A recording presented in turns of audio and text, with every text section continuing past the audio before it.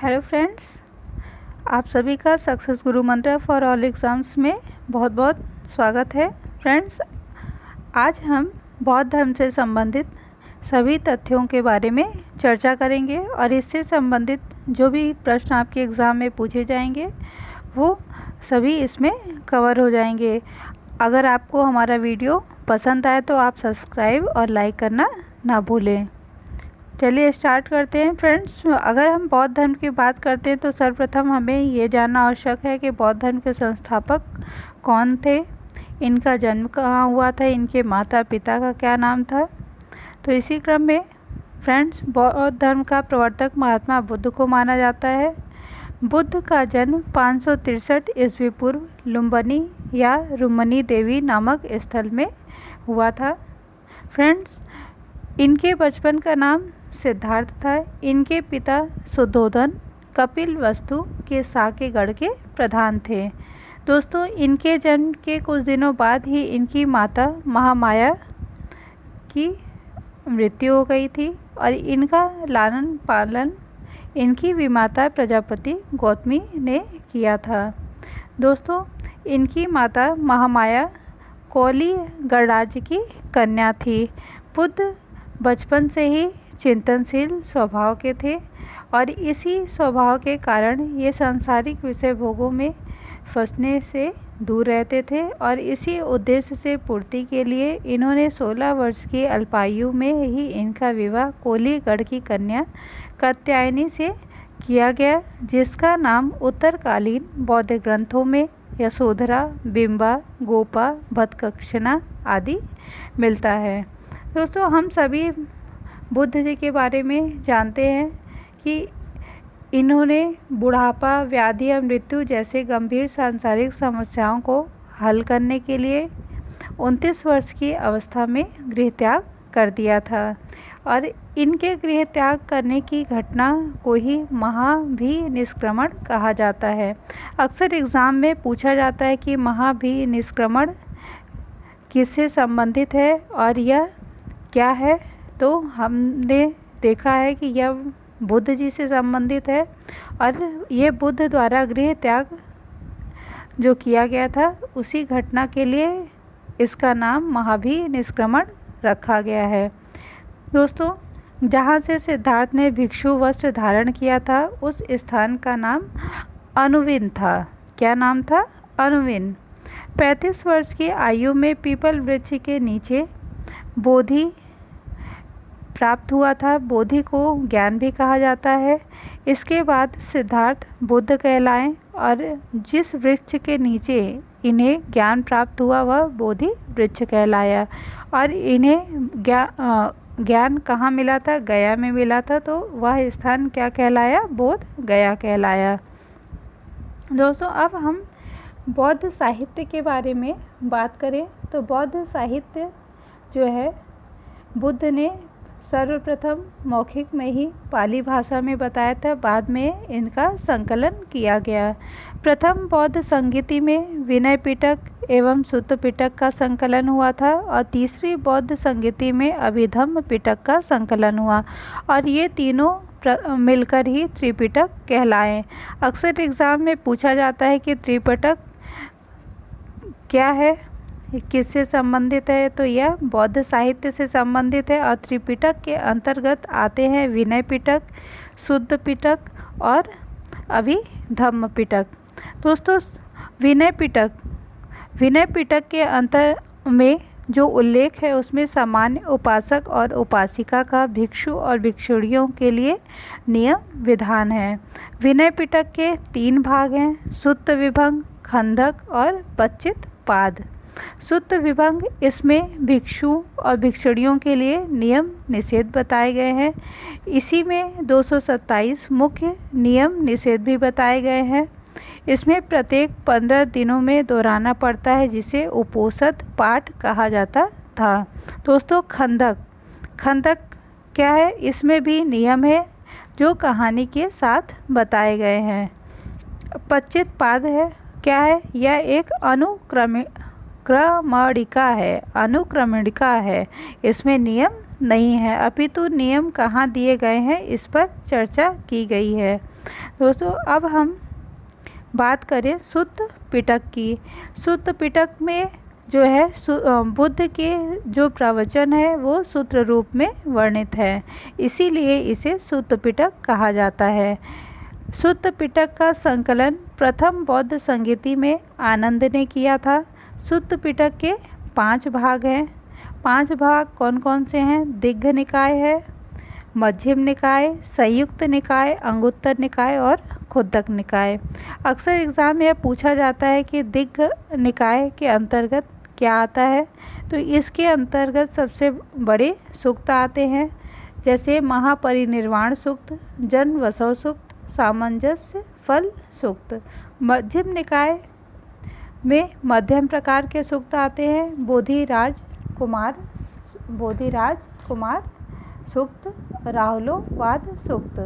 राहुलोवाद के अंतर्गत इसमें बुद्ध आत्मा के विचार को खंडित करते हैं। सम्राट अशोक अपने भाब्रू लेख में जिन 7 चीज़ों को बौद्ध धर्म का आधार बताया है, उसमें से कुछ इसी राहुलोवाद सूक्त का ही हिस्सा है।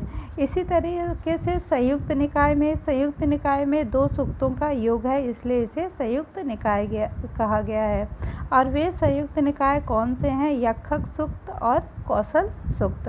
अंगुत्तर निकाय में दोस्तों 16 जनपदों की चर्चा की गई है, जिसमें उनके भौगोलिक विस्तार की चर्चा है।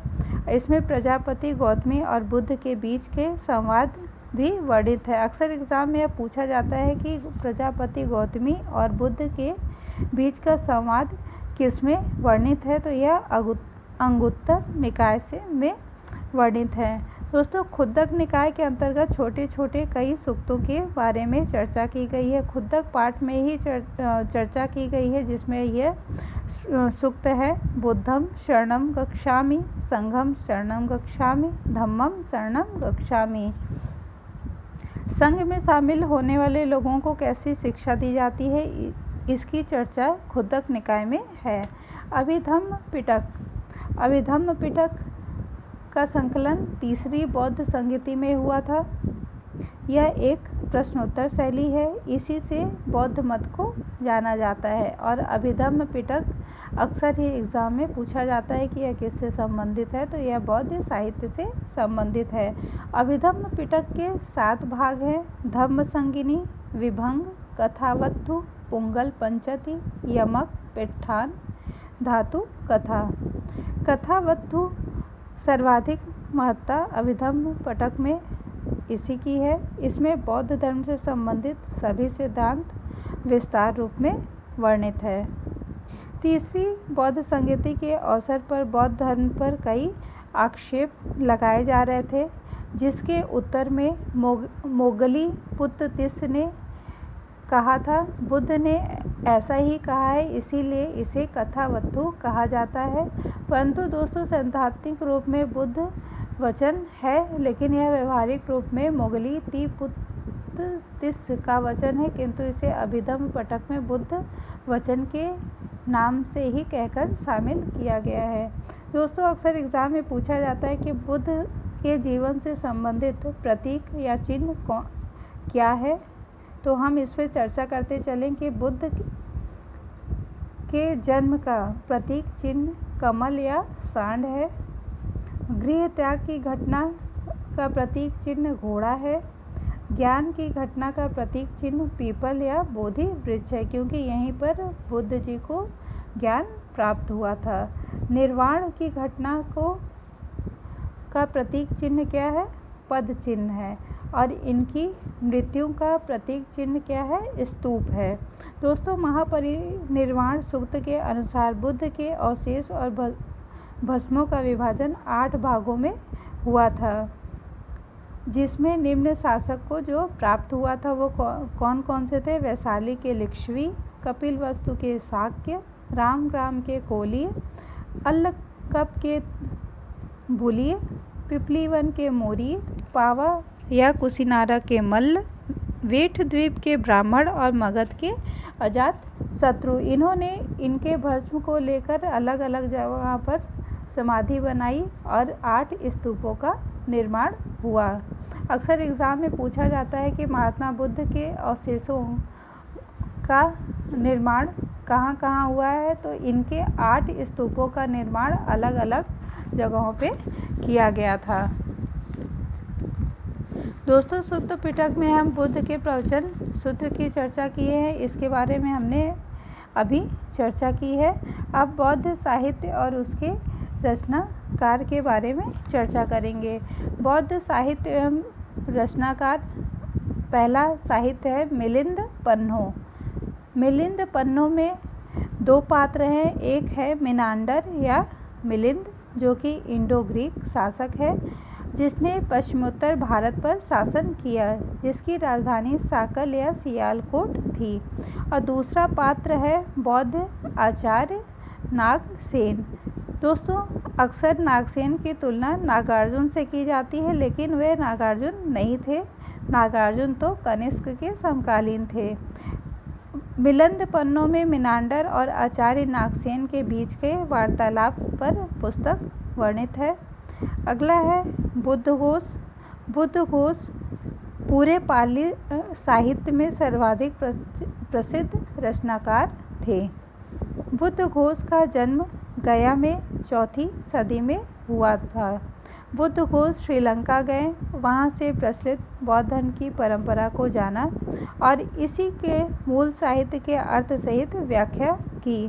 दोस्तों, बुद्धघोष ने पाली में बुद्ध की जीवनी भी लिखी है, जिसे निदान गाथा कहा जाता है। बुद्धघोष ने एक पुस्तक बौद्ध सिद्धांत पर दी, जिसे विशुद्धि मग्ग कहा जाता है।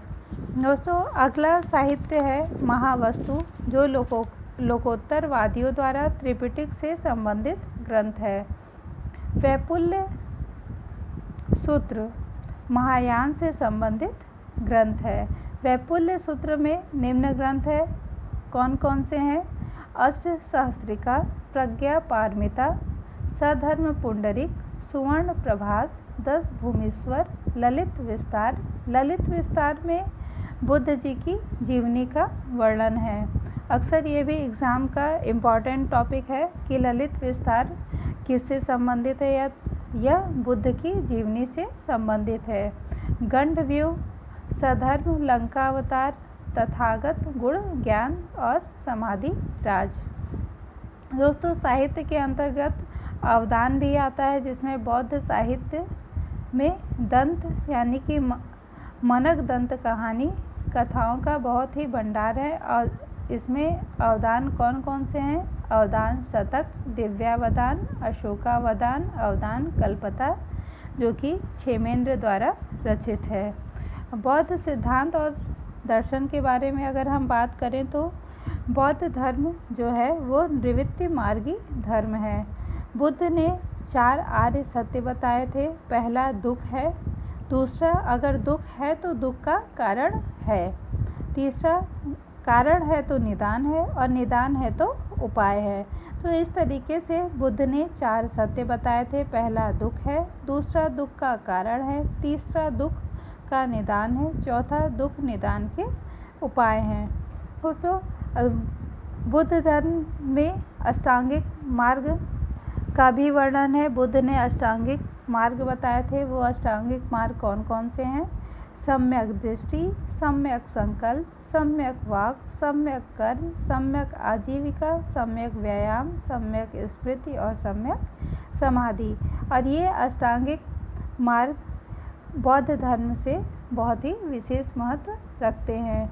दोस्तों, अष्टांगिक मार्ग और निर्वाण प्राप्ति की प्रक्रिया को बुद्ध ने 3 शब्दों में वर्णित किया है, जिसे त्रिरत्न कहा जाता है। वे त्रिरत्न कौन से हैं? प्रज्ञा, शील और समाधि। बुद्ध ईश्वर के अस्तित्व पर मौन थे। बुद्ध सृष्टि को अस्थायी मानते थे। वे अनात्मवादी हैं और सृष्टि दुखमय है, क्षणिक है और आत्मविहीन है, ऐसा बुद्ध जी का मानना था। दोस्तों, बुद्ध ने विश्व को दुखमय जानकर दुख के कारण का विश्लेषण दूसरे आर्य सत्य में जिस सिद्धांत के आधार पर किया, उसे प्रतित्व समुत्पाद कहते हैं। प्रतित्व समुत्पाद की व्याख्या कार्य कारण रूप में 12 अंग के आधार पर की जाती है। 12 अंग मतलब 12 अंग। वे 12 अंग कौन कौन से हैं? अविद्या, संस्कार, विज्ञान, नाम रूप, षडायतन, स्पर्श, वेदना, तृष्णा, उपादान, भाव, जाति और जरामरण। दोस्तों, अब हम बौद्ध संघ के बारे में चर्चा करें तो इसमें स्त्रियों को भी स्थान दिया गया था। स्त्रियों के लिए पृथक बौद्ध संघ की स्थापना की गई थी। इसमें वर्ण, जाति, वंश और लिंग की कोई समस्या नहीं थी। सबको संघ में सदस्यता एवं निर्वाण प्राप्ति का हक था। संघ का स्वरूप कैसा था? लोकतांत्रिक था। दोस्तों, भिक्षुओं को वर्षा काल में 3 महीनों तक एक स्थान पर स्थिर रहना पड़ता था, जिसे वत्स कहा जाता था। वत्स शब्द का भी अक्सर एग्जाम में प्रयोग होता है। हर 15वें दिन में उपोषद में अपनी अपराध संहिता अर्थात पतिमुख पढ़ना होता था। वत्स की समाप्ति को पवारना कहते थे। पवारना के समय सभी भिक्षु और भिक्षुणियों से प्रश्न पूछा जाता था कि उनसे कोई गलती तो नहीं हुई है। दोस्तों, बौद्ध धर्मावलंबी 2 तरह के होते थे, पहला भिक्षु और दूसरे उपासक। अब हम बौद्ध संगीतियों की बात करें तो दोस्तों, बौद्ध संगीतियाँ जो है वो 4 हुई थी। 4 कौन कौन सी थी? पहला था 483 ईस्वी पूर्व में हुआ था और स्थान था राजगृह। इस बौद्ध संगीति की अध्यक्षता किसने की थी? महाकश्यप ने की थी। महाकश्यप ने। और यह बौद्ध संगीति किसके शासनकाल में हुई थी? अजातशत्रु के शासनकाल में हुई थी। अक्सर एग्जाम में पूछा जाता है कि प्रथम बौद्ध संगीति की अध्यक्षता किसने की थी? तो महाकश्यप ने की थी और यह अजातशत्रु के शासनकाल में हुई थी। दूसरा बौद्ध संगीति वैशाली में 383 ईस्वी पूर्व हुआ था। 383 मतलब 100 साल बाद हुआ था। वैशाली में हुई थी। इसकी अध्यक्षता किसने की थी? सर्वकामिनी ने की थी। किसने की थी? सर्वकामिनी ने। और इसका ये काला अशोक के शासनकाल में द्वितीय बौद्ध संगीति का आयोजन हुआ था।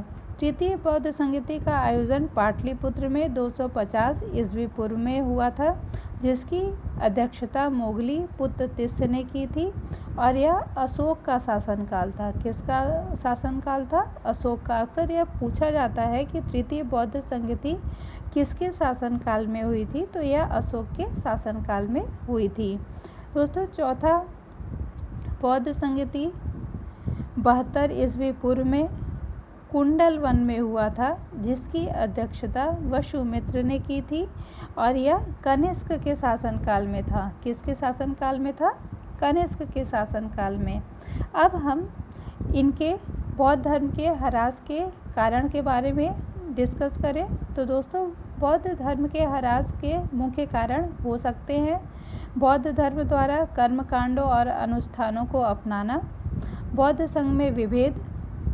बौद्ध संघ 2 भागों में बट गया था, हीनयान और महायान में, जिससे इनके अनुयायियों का विभिन्न संप्रदायों में विभाजन हो गया था।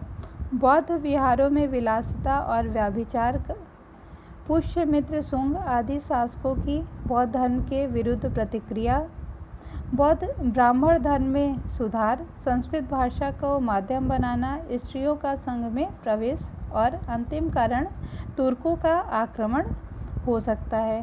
दोस्तों, अगर आपको हमारा वीडियो पसंद आए तो आप इसे लाइक और सब्सक्राइब करना ना भूलें।